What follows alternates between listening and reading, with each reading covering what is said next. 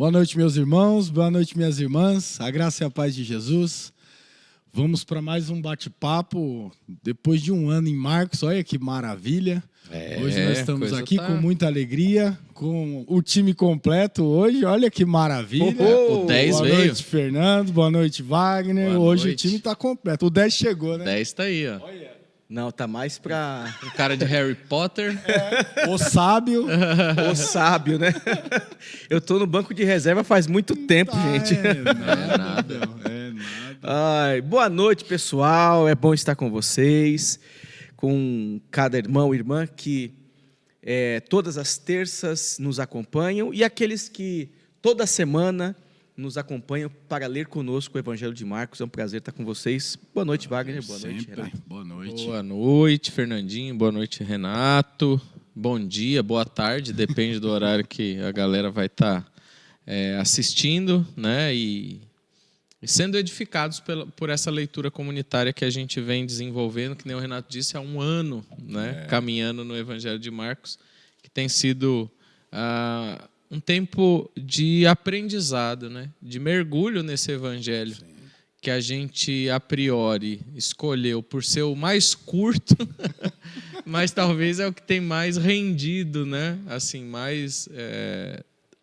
Deus tem nos dado graça assim, para ampliar a reflexão e aprender com essa comunidade marcana. Amém. O Evangelho de Marcos. Muito bom, né? muito bom. Mas é isso. Eu devolvo a bola aí pro Renato. Renato que está com a faixa de capitão hoje. Hoje é com ele. É nada. Então vamos orar para a gente iniciar. Querido Deus, em nome de Jesus, te agradecemos pelo privilégio que o Senhor nos dá de nós hoje estarmos juntos aqui. Amém. Para Obrigado, podermos Jesus. fazer uma leitura comunitária da Tua Palavra. Que Amém. o Senhor nos abra um entendimento, Senhor. Nos dê graça para que eu e aqueles que nos ouvem possamos compreender e praticar a Tua Palavra. Amém. Que o Senhor nos ajude, Pai. Em nome de Jesus. Amém. Amém. Vamos agora com o nosso excelentíssimo resumista. É mesmo, hein? Você olhou pra ele, o Renato é igual o Ronaldinho Gaúcho. Tá, né? cá, então, Olhou e tocou pro outro lado. Eu olhei pro Fernando pra ver se ele dava aquela tipo assim, vai. Rapaz, é mesmo. A gente vai falar hoje sobre a morte de Jesus, né? A partir do versículo 33 do capítulo 15 de Marcos. Mas na última conversa nossa, a gente falou então da cena da crucificação, que foi aquele momento em que Jesus forçado a carregar a sua cruz e levá-la até o Gólgota, mas no meio do caminho aí aparece uma personagem interessante que é o Simão Cirineu, né? Ou Simão de Cirene. E a gente falou um pouco na última gravação desse cara que certamente tinha uma evidência ali no tempo, porque é citado pelo nome, inclusive citado o nome dos filhos, que vai aparecer também em Atos, né? Romanos também, né? Então a gente desenvolve um pouco esse ato dele em carregar a cruz, e a gente ampliou um pouco a reflexão no sentido de que na vida todos nós carregamos as nossas cruzes, mas que sempre a gente tem alguns Simãos Cirineus que nos ajudam a carregar a nossa cruz, né? E que bom que isso existe no meio cristão, e que bom que existe em nosso meio, porque nós não somos ilhas isoladas, nós vivemos em comunidade, né? Nós somos uma igreja, um ajuntamento de pessoas. E a gente não vive sozinho. Então é uma referência aí a Simão, o Cirineu. A gente fala na última gravação sobre o abuso que os soldados fazem com Jesus, de dividir as roupas, o título que é colocado na cruz, o rei dos judeus, né?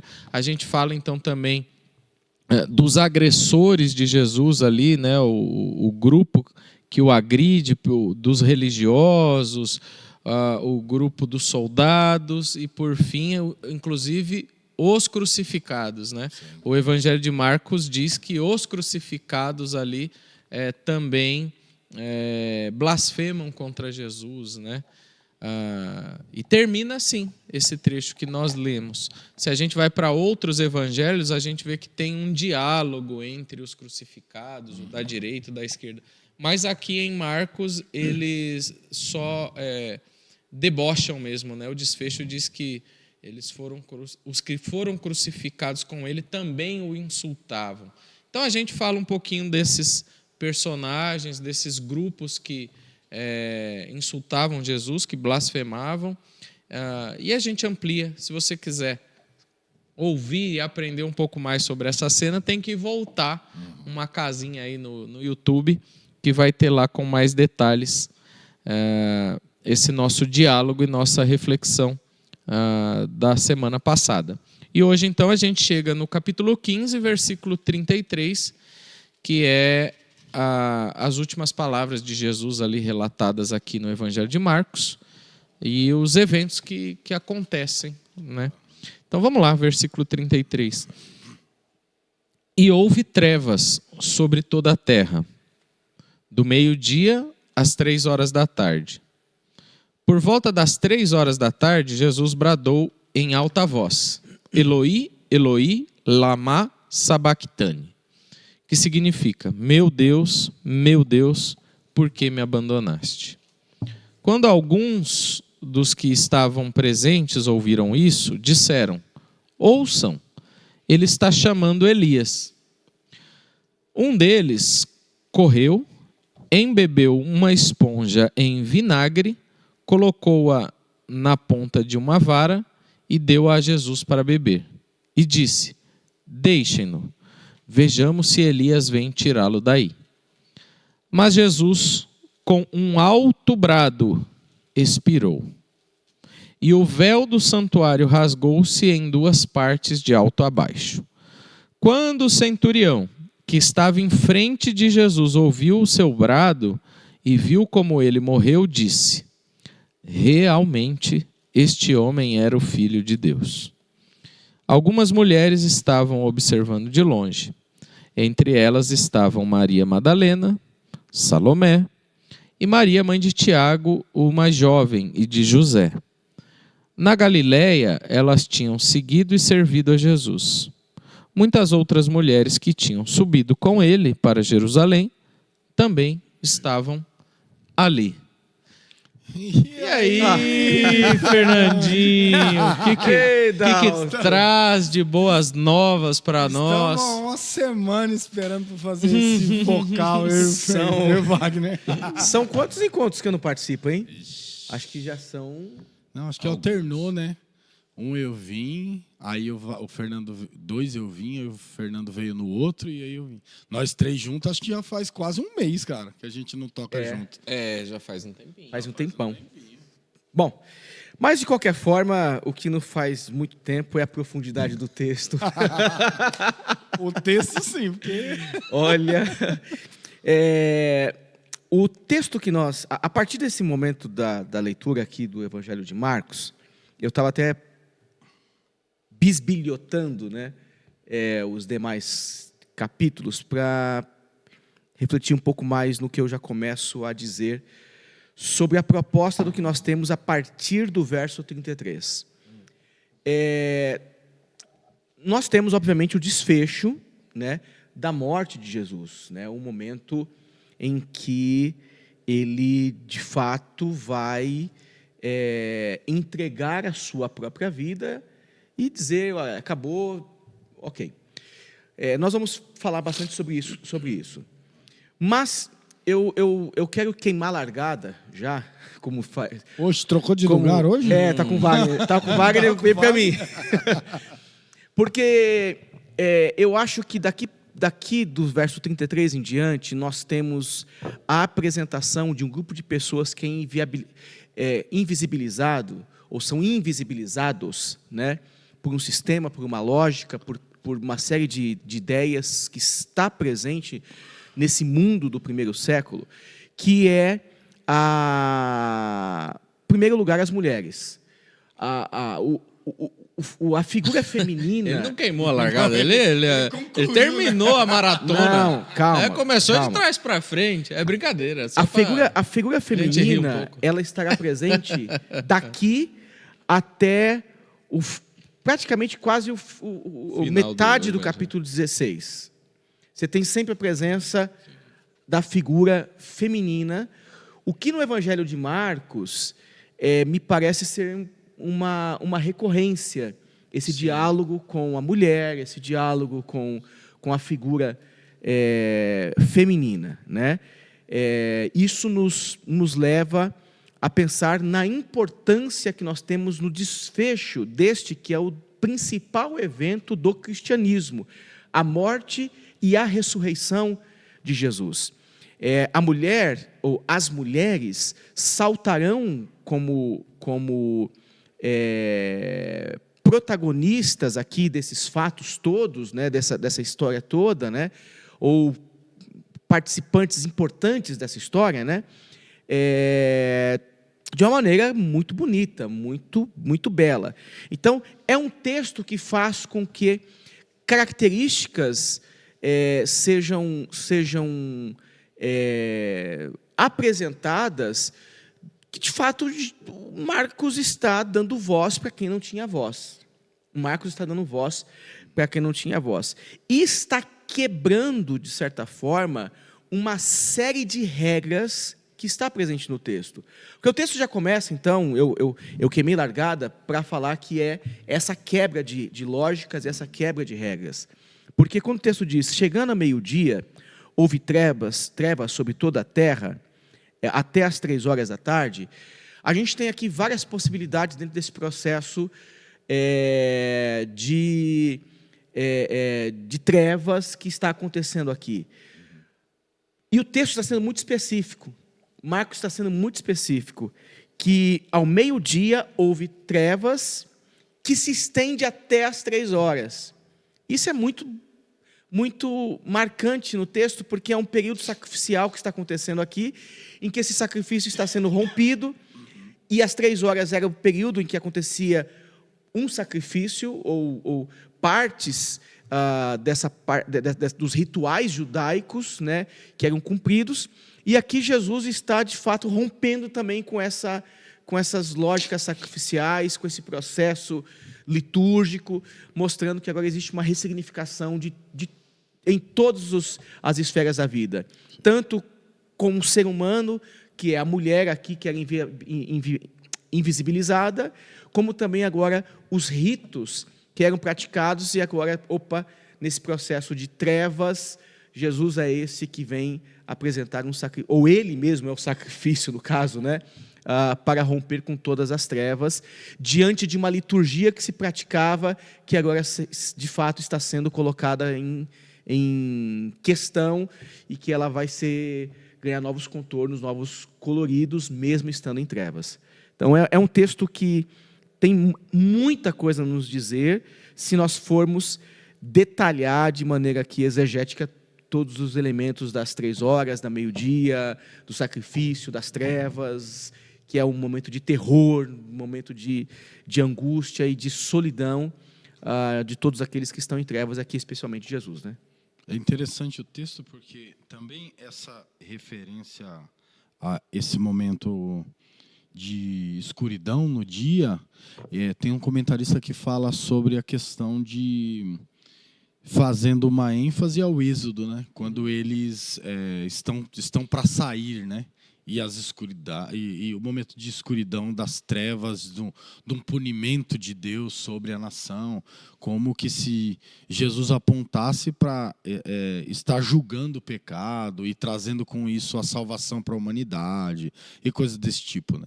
Então, eu acho bem interessante por uma questão que aponta também uma ideia de um momento escatológico, né? Também. Porque essa escuridão, ela mexe com a lógica do tempo, né? Meio-dia não é hora de escurecer, né?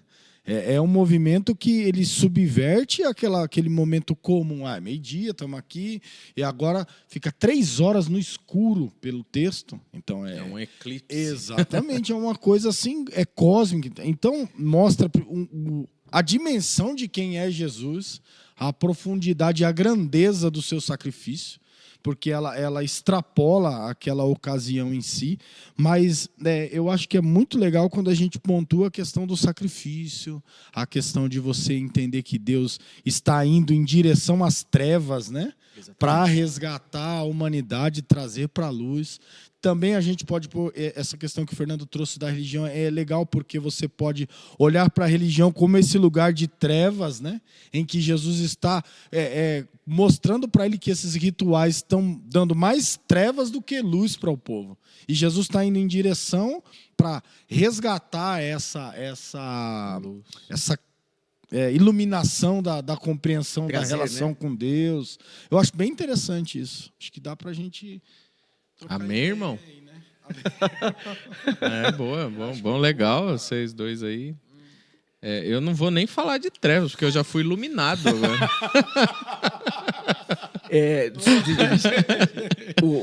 Chocarríssimo. Lá começou. Só uma parte, Wagner. Só uma parte do que você falou agora. Diga. Eu só falei da luz. Mas é interessante porque se nós... a gente não pode aqui ignorar o fato de que Deus, ele, em todo o seu poder, está para além da compreensão humana. Sim. Ok? Fato. Isso é um fato. Sem dúvida. Isso é um fato. Estando para além da compreensão humana, nós temos aqui um episódio que não é... Ele é humano na sua crueldade, mas ele não é humano nos seus desdobramentos. Ele é poderoso, ele extrapola a lógica humana. Por isso que eu gosto da expressão que você usou agora, Renato, que é uma manifestação, que é um poder cósmico, que é uma relação cósmica. Porque está acontecendo aqui nesse momento algo num plano espiritual, num mundo espiritual desconhecido, e a gente só faz aqui elucubrações, a gente só está aqui conjecturando, porque o texto não fala exatamente. Mas, historicamente, tem alguns pesquisadores que não identificaram um registro de um eclipse lunar, solar, nesse contexto. Não existe um registro de um eclipse que acontecia nesse período recorrente. Não existe esse registro. O que nós temos é a narrativa. Sim. E pela narrativa, então, algo está acontecendo. Porque é um testemunho marcando, é um testemunho de outros textos que faz referência a algo que extrapola a lógica. Envolvendo o Filho de Deus, envolvendo Jesus, tudo é possível. Fato, né? Tudo é possível. Não dá para contar não dá para colocar na conta da lógica e na conta só da ciência para explicar o fato. Não tem explicação. É um fato espiritual. É um mistério, porque o Filho de Deus está sendo entregue e ele está desfrutando do que é impensado, né? De um tempo de trevas, para que a luz possa, de fato, ser uma experiência para toda a humanidade, né? Sim. Eu acho que é aquilo que a gente tem sempre falado, nas quintas, eu, Wagner e o Fernando, a gente fala muito da questão de Jesus manifestando a sua humanidade, e aí o Jesus é encarnado como um homem na relação de redimir o físico, né? A presença física dos homens, da natureza, da humanidade em relação ao pecado, é algo novo, novíssimo. Não é algo que acontece. É um evento extraordinário e único. Então, alguma coisa diferente tinha que acontecer de fato. Ele veio redimir toda a criação. E aí, nesse evento, é um evento diferenciado mesmo, né? Sem dúvida. Tem que acontecer essas coisas todas aí. A coisa é cósmica. A palavra é essa que o Renato usou, você usou. Ela não está restrita a Jerusalém. Ela cria um movimento cósmico. Para escurecer o dia, É algo para além daquele miolinho de terra que era conhecido até então. Né? Tanto é espantoso que tem um relato no versículo 39 que o centurião que está de frente para Jesus, ele ouve, né? Primeiro ele vê, ele participa de tudo. Uhum. Deve ter sido um dos que escarneceram de Jesus. Uhum. Né? Mas depois do brado, né, que aqui no Evangelho de Marcos não fala o que foi, o Marcos só traz a informação de que Jesus brada, né? E aí o centurião que estava de frente, ele ouve e ele vê que Jesus morre e ele diz: realmente esse homem era o Filho de Deus. Não é por conta de ver um homem crucificado que ele chega a essa conclusão. Comum, porque isso era comum. Exatamente. Se fosse por ver pessoas crucificadas, esse centurião já ia ter visto outro filho de Deus. Outros, exatamente. Não é o caso. Ele faz o cálculo, ele soma, ele para e faz o balanço do que ele está vivenciando. Bem, a gente escarneceu, a gente trouxe esse homem, mas desde o meio-dia cadê o sol? O que aconteceu com o sol? Escureceu tudo. Né? E agora ele dá esse brado e alguma coisa acontece com esse centurião. O texto também não fala. Eu também estou queimando largada, né? Porque tem outros versículos. Eu estou entendendo isso aí. Nós estamos começando de trás para frente hoje. Hoje nós estamos... No final do episódio eu vou numerar de novo o texto. Aí você fala assim... 33, aqui, aí eu ponho 40... Ou você faz um resumo já antecipado desse, entendeu? Você fala assim, gente, agora um comentário breve do 33 é isso, 34 é isso, 30... porque é um ato revelador para esse homem, né? Tudo o que aconteceu ali, tudo que ele está vivenciando ali, vendo e ouvindo, faz com que ele chegue à conclusão de que de fato Jesus é filho de Deus, né? Então todo esse movimento cósmico soma a essa conclusão que esse centurião romano chegou, né? Bem, eu acho que de trevas e a gente esclareceu, mandou luz. Agora vamos para o 34. Aí chega um Jesus que fala língua estranha, né? E às 3 horas... O texto é legal, porque o texto tem hora para as coisas aqui, né? E às 3 horas, Jesus clamou em alta voz: Eloi, Eloi, lama sabactani. Deus meu, por que me desamparaste, né, Renato? É legal, né? Essa fala é muito interessante. Eu acho que é uma junção bem daquilo também, que a gente está dizendo, está trazendo, porque desde o Getsemane eles vão pontuando que Jesus vai sendo abandonado, né? Jesus foi abandonado por Pedro. Na hora que Jesus foi preso, todo mundo correu. O cara do lençol lá, que saiu correndo. Também. E Peladão. saiu peladão correndo. Então, parece que é uma sequência de abandono até Jesus se sentir literalmente sozinho aqui. E aí é interessante porque essas palavras que são guardadas, foi o que eu disse, acho que na quinta-feira, é provável que seja feito para é evidente, né? Que é descrita para alguém que está fora de Jerusalém. Porque senão não tinha necessidade de traduzir, né? Sim. Você está usando a linguagem que está todo mundo usando, dentro de um lugar que todo mundo fala a língua comum. Agora, se você não usa, então você está dizendo, olha, isso aqui quer dizer isso.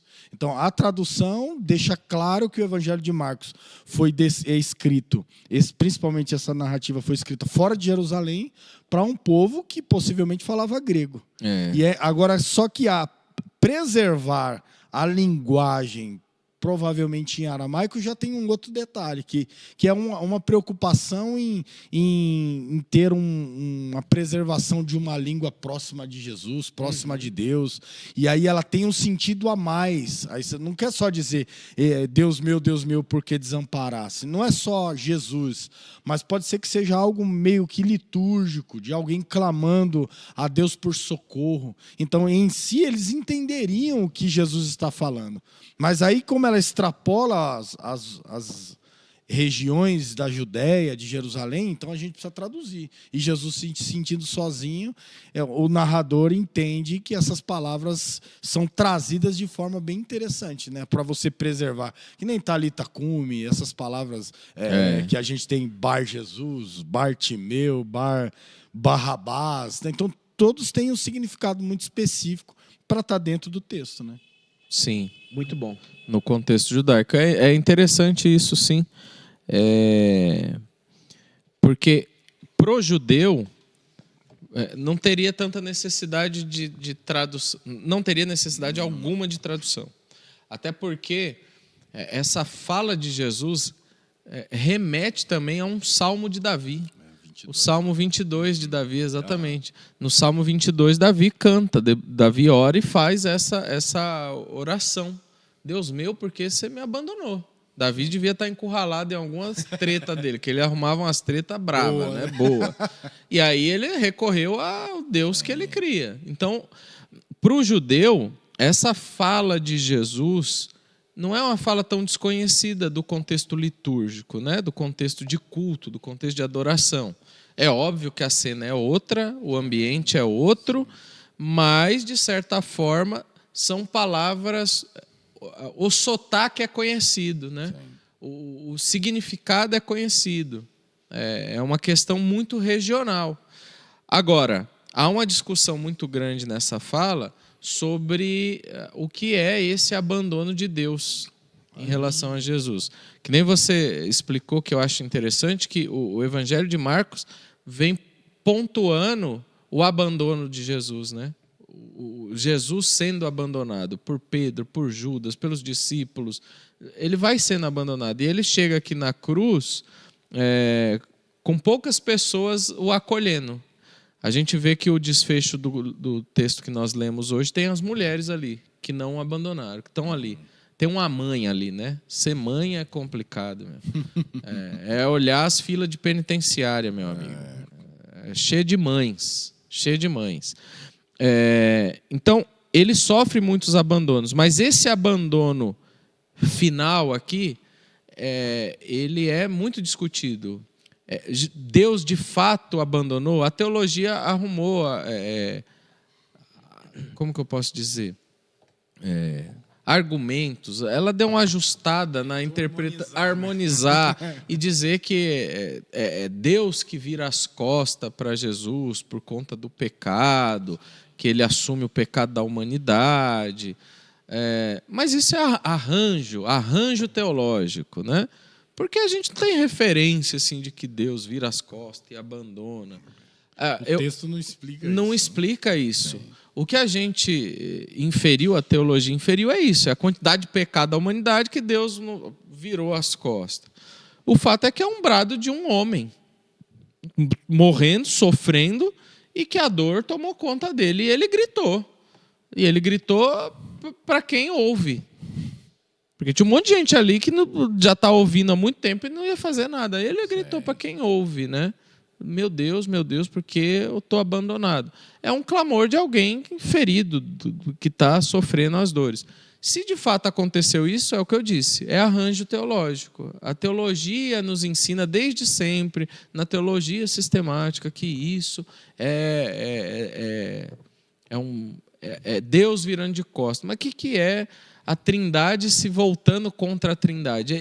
Essas coisas que são inconcebíveis, assim, né? Como é que é a palavra bonitinha? Incognoscível, né? Não cabe aqui dentro. Por quê? Porque a Trindade é uma harmonia. Não tem como fragmentá-la. Agora, para mim, é muito um brado de um homem ferido ali na cruz. Né? Tem essa questão que você está colocando humana, né? E eu nem reforçaria a ideia sistemática, né? Eu, talvez, pensando nisto, pensaria no seu sofrimento de morte pela razão que o levou ao sofrimento. Até então, ele sabia do seu propósito. E ele está muito ciente disto, até porque Aí temos que fazer inferências de outros textos, referenciar essa ideia com outros textos, que Paulo vai explicar esse esvaziamento de Jesus, né? A quinoses, esse esvaziamento que faz com que ele deixe a condição em prol de um objetivo. Esse desamparo é em nome de um objetivo, a manifestação do amor. É em nome de um objetivo, a manifestação da restauração do humano. E para isto acontecer, como projeto de restauração, ele está ciente do que ele se propôs. Então, não usando essa ideia de Deus dar as costas, porque eu tenho dificuldade de entender isso também, de Deus dar as costas, acho que tem muito mais a ver do que com o que ele sente em relação ao que está presente na vida da humanidade, que é esse pecado desenfreado, desmedido, em que o ser humano mata por conta da sua maldade, e ele sente esse peso da humanidade, do que o ser humano se tornou, né? Do que propriamente Deus dando as costas para ele, dizendo, olha, não vou te olhar porque você agora está cheio de pecado. Você é um pecador. Não é isso. De forma alguma, porque se fosse assim, ele estava de costa para todo mundo, né? Exatamente. Então acho esse arranjo sistemático, ele me faz... Você não usou essa palavra. Para mim faz sentido algum. Deus não deu as costas para Jesus. Agora, acho que é o Cristo que carrega sobre os seus ombros o que estava sobre a humanidade, manifestando mais ainda o seu amor, ou o amor da Trindade pela humanidade. Sim. Ele sente o que ele nunca sentiu antes, que é a razão pela qual o ser humano se distancia. Então, ele, ao sentir isso, ele está dizendo, não, pera lá, Deus, é pesado demais. Ele está fazendo isso como ser humano, como humano, mas... Sim. Eu tenho dificuldade de entender que Deus deu as costas. Por isso que eu disse, é arranjo sistemático, né? Não é novidade. A sistemática nem sempre acerta, né? Não, ela ser questionada. Mais arranjo, né? A teologia está para ser questionada, né? Todas. A pessoa de Jesus que a gente não questiona, né? Sim. Aí não. Sem dúvida.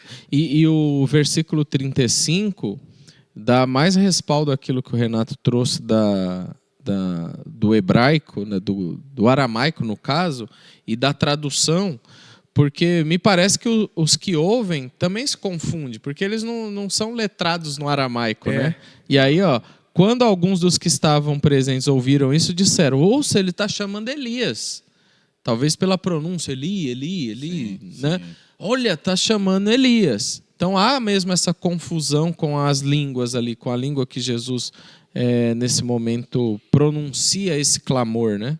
Só que essa ideia do Elias também não está de propósito no texto, também, né? Não está escapada, né? Não. Porque a ideia é também uma esperança escatológica posta no Elias. Porque o Elias faria o quê? O Elias ia preparar o caminho para o Messias.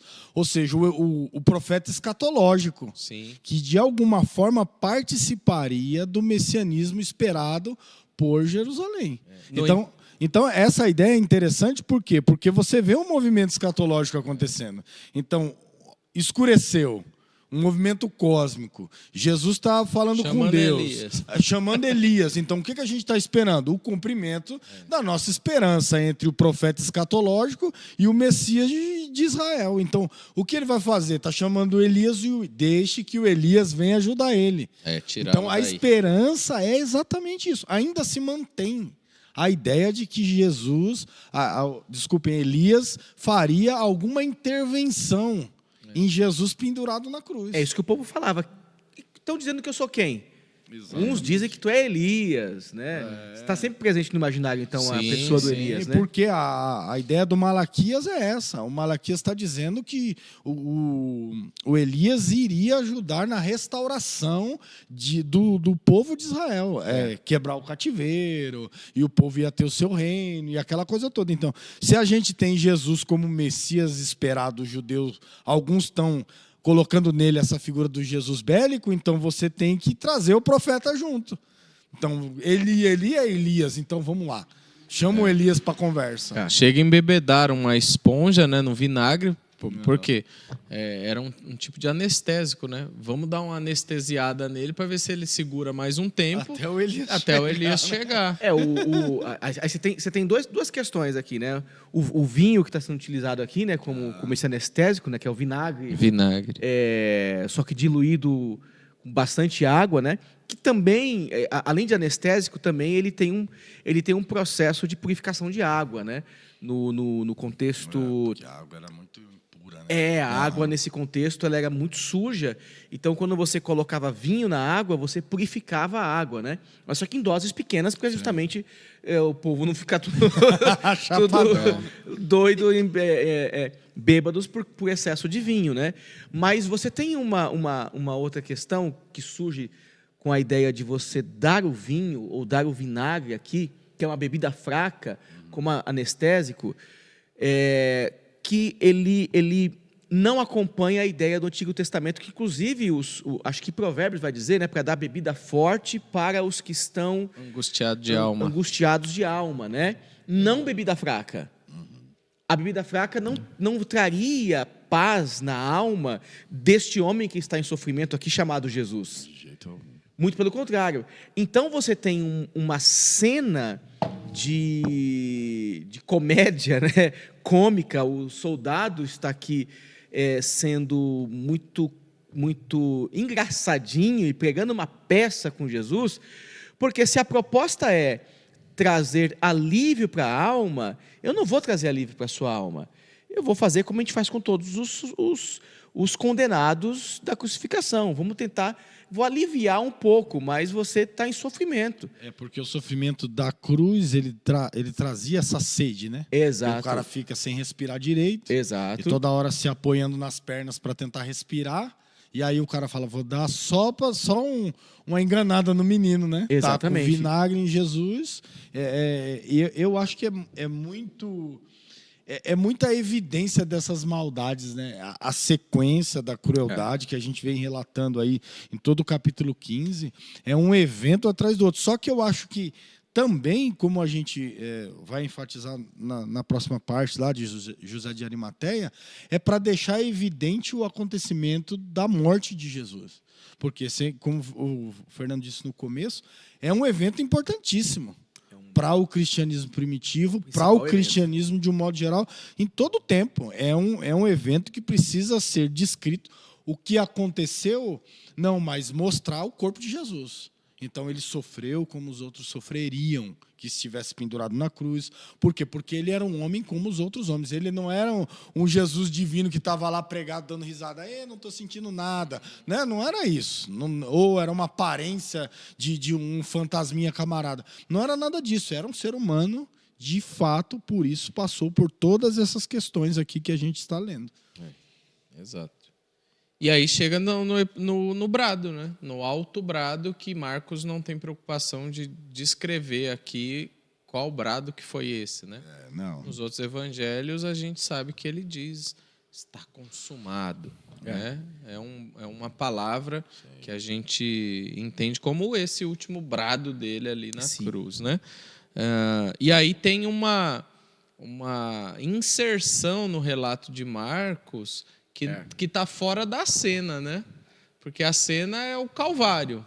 Aí, de repente, Marcos coloca aqui, e o véu do santuário rasgou-se em duas partes de alto a baixo. Por isso que a gente volta à questão do sacrifício,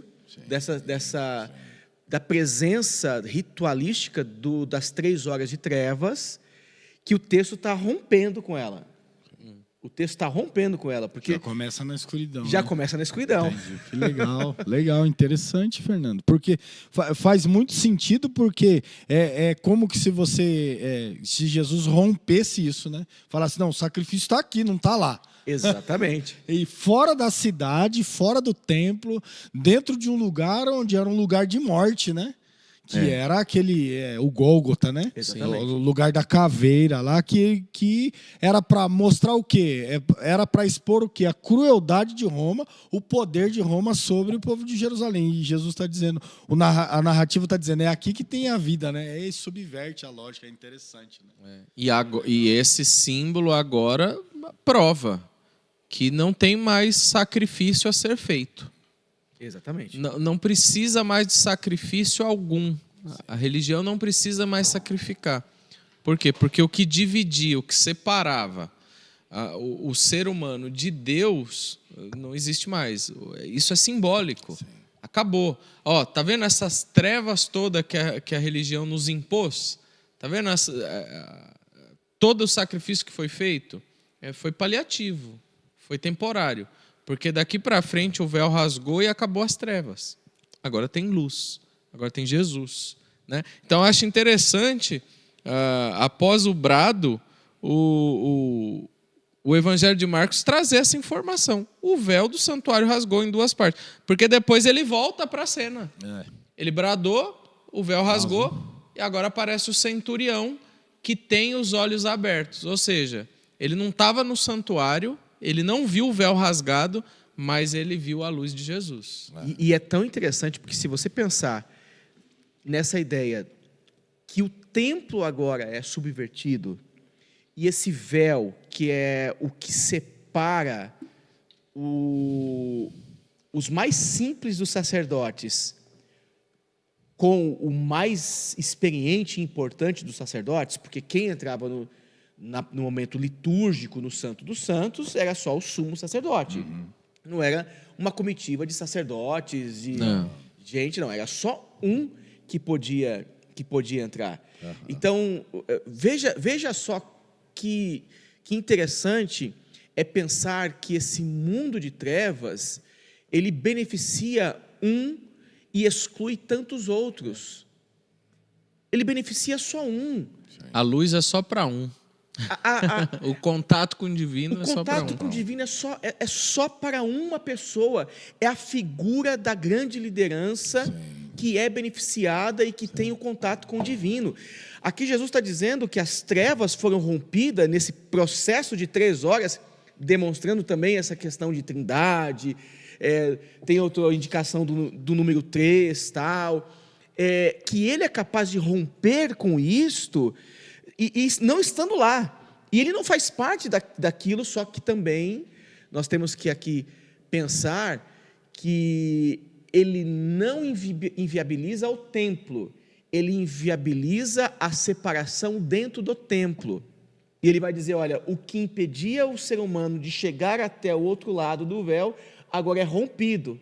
E aí o texto volta para a imagem da cruz, para a imagem da morte e do sofrimento, né? Então, não é uma inviabilização do templo. A gente sabe que o templo será inviabilizado no ano 70, com a destruição. Então, tem várias possibilidades, mas o fato é que o texto ele está construindo essa mensagem, dizendo, olha, ali caiu, o ritual acabou.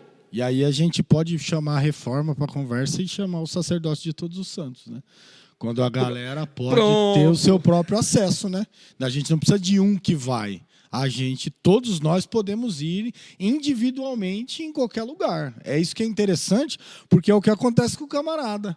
Quando ele percebe o que está acontecendo, o véu se abre para ele, né? O acesso é para ele. Então, ele percebe fora do templo o que muita gente não tinha percebido há muito tempo, né? Dentro do templo e sacrificando ano após ano, né? Isso é sensacional, cara. Isso é fantástico. Demonstra que para acessar a Deus não precisa de muita coisa, cara. Né? Nem antes de Jesus precisava. Deus estava lá disponível a toda a humanidade o tempo todo. É porque sempre houve regras, é porque sempre houve mediadores. Mas esse episódio da cruz, que é um episódio de morte, de dor, de tristeza, você percebe que mesmo na morte tem vida, né? O problema é que o ser humano sempre atrapalhou a graça, né? Sempre. Até hoje. O ser humano sempre atrapalhou a graça, gente. E aí a gente confirma o que o Fernando disse. Então Deus não estava de costa para ele. Não. Né? Não. Porque se Deus tivesse de costa para ele, ele não ia enxergar nada. Deus virou de frente agora que Jesus morreu. Para alguém que não conhecia nada de Jesus, ninguém pregou para ele, né? Como enfatizam. Então é interessante que Deus se revela para ele. Deus dá vida para um camarada enxergando a morte diante de si. É muito bonito. E o legal que o que estava estampado na cruz era Rei dos Judeus. Mas quando a ficha cai para esse homem, ele não chama ele verdadeiramente esse é o rei dos judeus. Era o filho de Deus. Era o filho de Deus, cara. A gente matou o filho de Deus. A gente a gente matou o filho de Deus. A gente matou Deus. A gente colocou ele numa cruz em vez de acolher. Cara, deve ter passado um turbilhão de emoções na cabeça desse cara que nem o Freud ia analisar ele, velho. Não conseguiria, não. É pura metanoia, cara. É pura mudança de perspectiva, né? Eu acho a frase, no entanto, na minha Bíblia está entre aspas, porque é a fala de um terceiro no texto, né? Que é do soldado. Realmente, este homem era o Filho de Deus. Sim. Eu acho que assim, todo o texto é rico. Mas o movimento da graça e da salvação, ele é... Porque assim, a gente pode entender... A gente não tem a história desse centurião, mas a gente pode entender que isso é uma declaração de conversão. Assim. É isso aí. E confessou a fé, velho. A história ela é tão bonita, porque como ela está apresentando rompimentos, e aí você tem a capacidade de mulheres no texto estarem acompanhando Jesus e não mostra a capacidade dos discípulos em acompanharem Jesus de longe. Sim. As mulheres estão aqui no texto, estavam ali algumas mulheres observando de longe. Maria Madalena. Observando de longe. E dá nome. E o que é interessante Maria. É que elas não é cobrado nada delas, né? Não. Dizendo assim, não, mas por que elas não estavam dando testemunho, tentando defender Jesus? A narrativa coloca elas num ponto de observação, dizendo assim, olha, elas estavam vendo o que estavam fazendo com Jesus. Só que o texto dá testemunho. Não cobra dela, né? Tipo assim. E bonito ainda. Sim.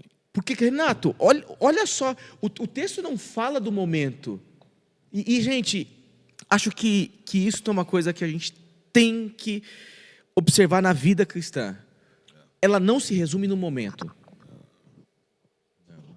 Ela não se resume no momento. O que nós somos diz o que nós acreditamos. O que nós vivemos no dia a dia diz muito sobre nós. Principalmente fora dos espaços, fora das lentes. Porque o texto vai dizer, quando Jesus estava na Galileia, olha só o retrocesso. Primeiro, o retrocesso lá foi o olhar, a experiência do véu sendo rasgado, em outro momento. Então, o texto tá se movimentando. Né? Não, então a gente começou certinho. Então. A leitura foi certinha. Fernando escatológico. Foi, queimou largada, voltou. O outro foi, queimou largada, voltou. Porque o texto agora vai para um período histórico que é o período da vida dessas mulheres. Sim. E na morte de Jesus, nós temos o testemunho de quem eram essas mulheres e o que elas faziam. Seguiam Jesus e serviam Jesus, né? O acompanhavam. Servia. E serviam. Gente... E não só as que estão nomeadas, né? Porque ele termina dizendo, muitas outras mulheres que tinham subido com ele para Jerusalém também estavam ali. Entende? Cita 3 nomes, mas tinha muitas outras, né? Ou seja... Essas mulheres se sentiam bem. Quantos nomes são citados aí, gente? 3. De mulheres, 3. Quantas horas de trevas? 3. Quantos dias Jesus, segundo o texto, ia ficar morto? 3. Você percebe a relação? Você está indo por um caminho cabalístico, judaico. A cabala é linda. A cabala judaica é linda, gente. Tem muita coisa lá, cara. O que é legal a gente perceber é que o testemunho das mulheres, como a gente disse na quinta-feira, o testemunho das mulheres não era contado. Isso é importante. Se a gente tivesse que condenar alguém e dizer assim, olha, essa mulher aqui viu que ele fez mal para mim, e a gente vai dentro de um julgamento grego, elas não tinham nenhuma importância o seu testemunho. Há uma discussão no século II que o Celso condena o cristianismo, dizendo que valor tem um acontecimento testemunhado por mulheres. Não tem valor nenhum.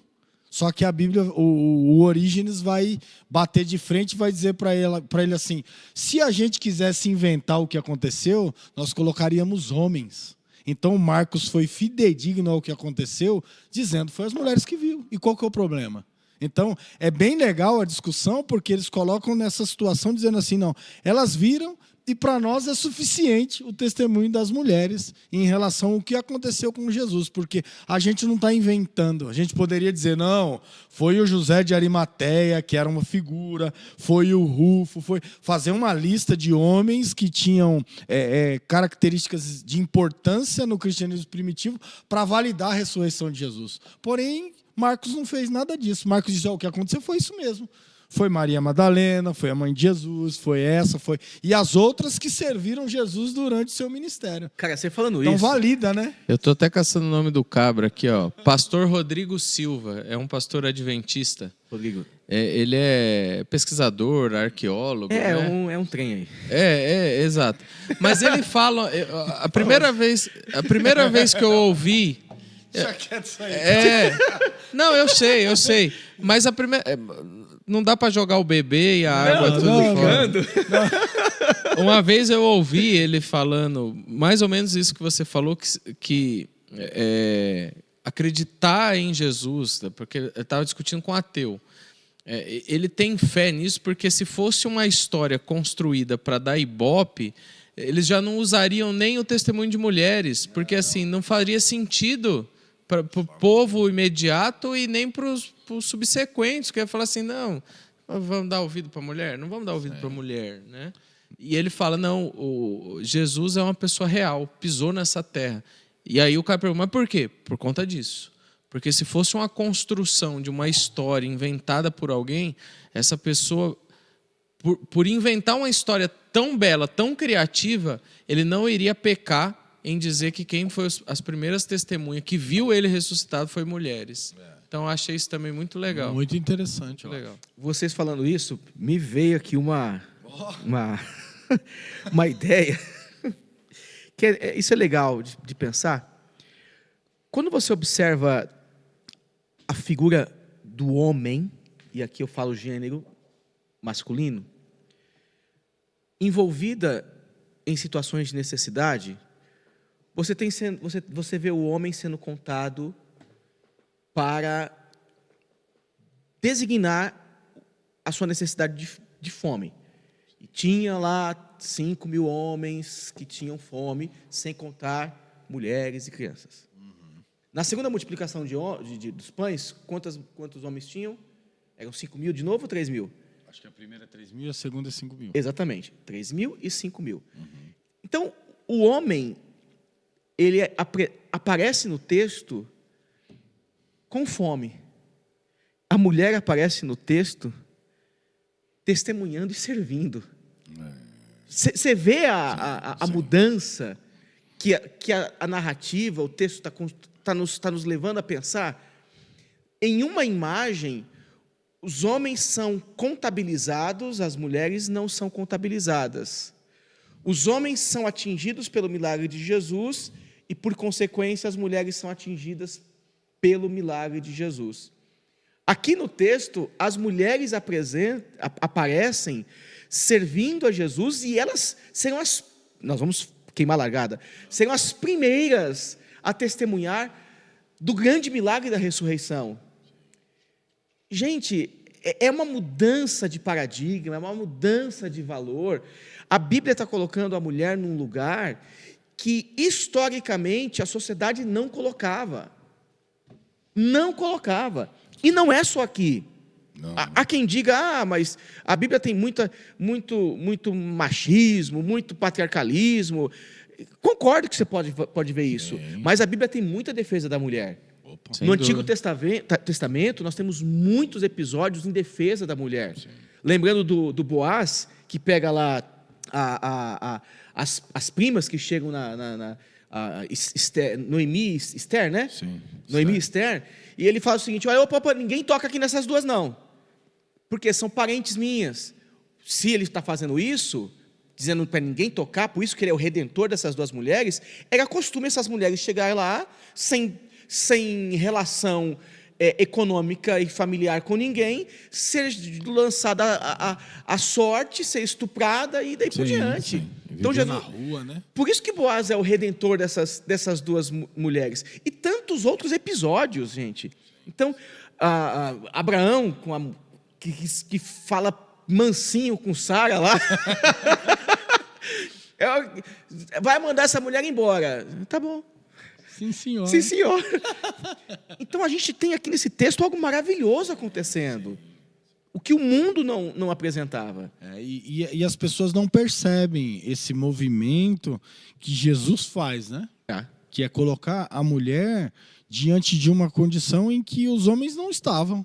Pedro não estava. O homem estava sempre Bartolomeu não estava. André não estava. Tinha nenhum deles aqui.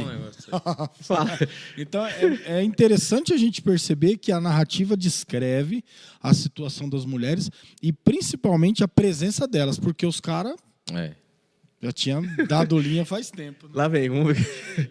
Não, o Fernando tá cabalístico, não tá? Hoje tá.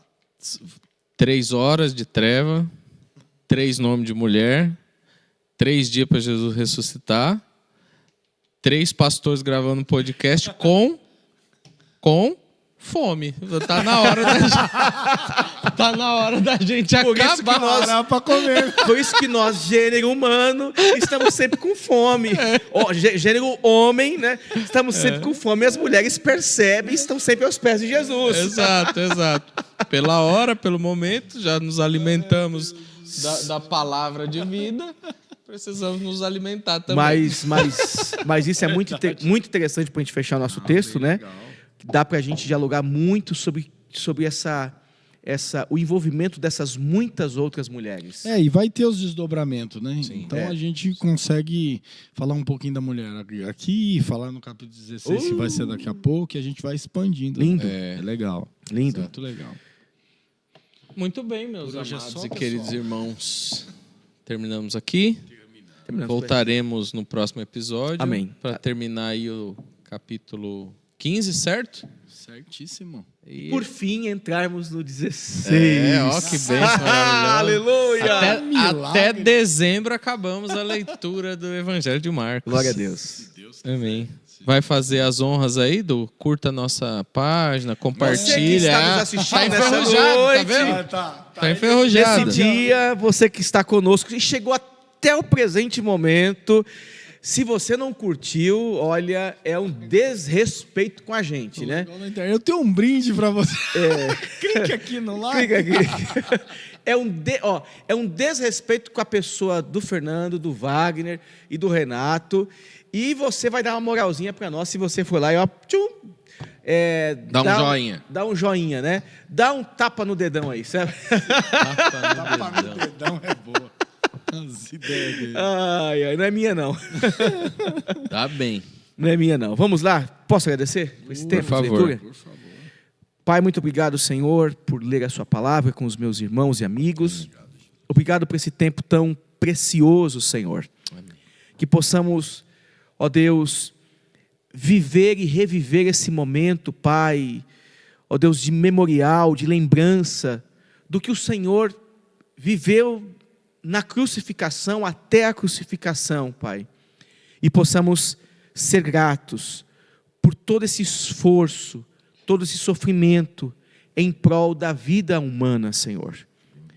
Obrigado porque o Senhor nos alcançou com muito amor. Obrigado porque o Senhor nos alcançou com muita demonstração de amor, Pai. Muito obrigado pela vida que recebemos em Ti, Jesus. Amém. Muito obrigado. Em nome de Jesus. Amém. Amém. Deus os abençoe, gente. Amém. Fiquem na Deus paz. abençoe, meus irmãos.